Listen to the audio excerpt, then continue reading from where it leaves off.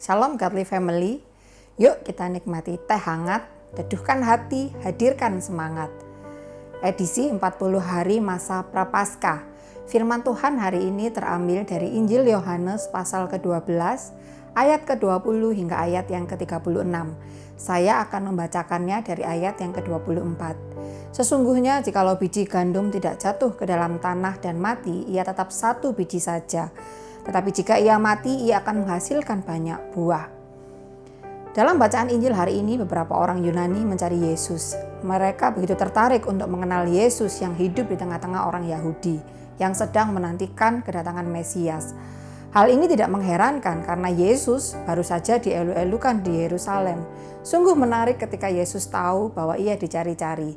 Bahkan orang-orang dari bangsa lain ingin mengenal sosoknya yang luar biasa. Ia justru mulai memberitakan tentang penderitaan dan kematiannya, sesuatu yang tentu berlawanan dengan profil seorang Mesias, seorang raja yang dipuja dan diagungkan. Ia menggambarkan kehidupannya seperti biji gandum yang jatuh ke tanah mati untuk menghasilkan banyak buah. Ia rela memberikan nyawanya bagi dunia agar banyak orang hidup. Ia memberitakan kepemimpinan yang tidak berfokus pada kekuasaan di dunia, tetapi pada pelayanan dengan memberi diri seutuhnya karena cinta kasihnya pada dunia. Biji gandum yang dimaksudkan adalah Tuhan Yesus sendiri. Kalau Tuhan Yesus tidak taat sampai mati di kayu salib, ia tidak akan berbuah. Tidak ada korban penebusan dosa dan tidak ada keselamatan. Artinya manusia berdosa akan tetap menanggung akibat dari dosa. Tetapi oleh karena Tuhan Yesus mau taat sampai mati, bahkan mati di kayu salib, maka ada buah yang dihasilkan, yaitu orang yang percaya kepadanya diselamatkan dan diperdamaikan dengan Allah.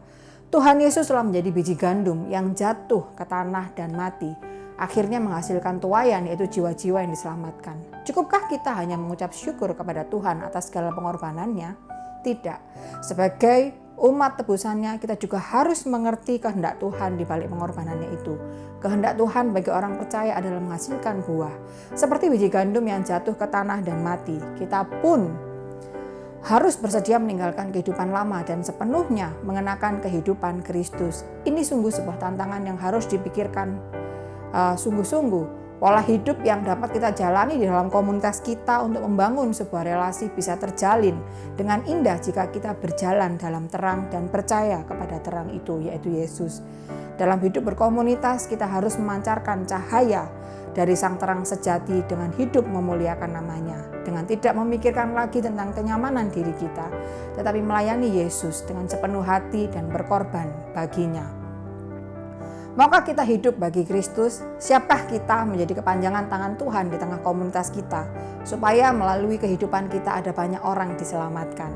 Maukah kita merelakan yang terpenting dalam hidup kita dengan tidak berfokus kepada diri sendiri?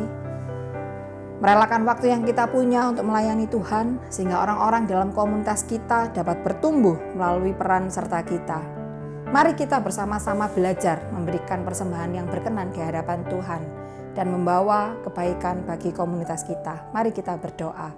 Tuhan, kami mengucap syukur untuk renungan yang boleh kami renungkan bersama-sama. Kiranya ini memberikan kekuatan bagi kami, memberikan teguran dan mengingatkan kami akan indahnya relasi kami dengan Tuhan dan juga dengan komunitas kami. Ajar kami untuk kami bisa mengorbankan sesuatu yang penting dalam hidup kami untuk kepentingan bersama. Dalam nama Tuhan Yesus kami berdoa mengucap syukur. Amin.